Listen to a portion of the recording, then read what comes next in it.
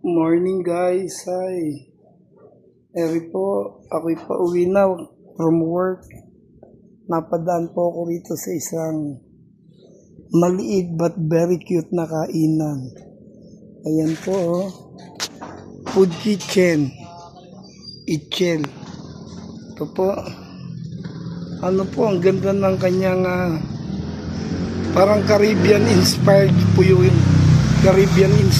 yung kanyang disenyo. Maliit siya pero malinis at very cute. Ang ganda po ng pagkakadesenyo ng kanyang kainan. Ayan po sa mga food enthusiast at yung mga naghahanap ng mga makakainan na bukod sa masarap na, mura pa. Ito po. Magkano po yung order nitong chicken buffalo? 79. Sige po. Yan po.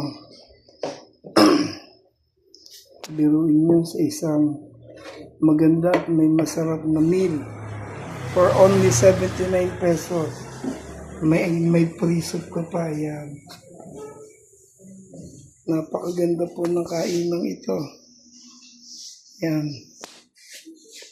Caribbean inspired po yung kanyang disenyo po. May ilang buwan na to ate? 3 months? 3 months. Ayun. Ayun po yung ating chef. Si Chef Boy Logro. Ayun po. Yan. Food Kitchen. Itchel. Otchel. Yun. Yan po ang kanilang mga ino-offer. Mura po, quite affordable. Ayan po. May mga silog din sila. Ayan, mga burger. Ayan po, go to mommy. Ayan.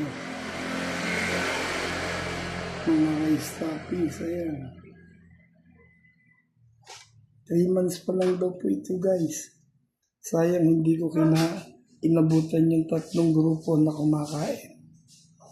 Ito po ang kanyang itsura sa labas.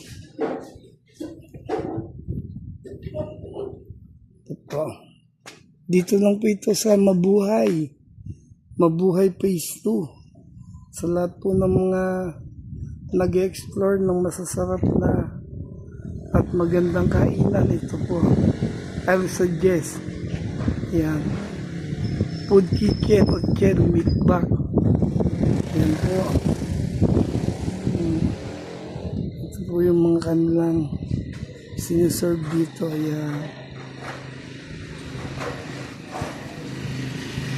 Yan po. Diba ang cute?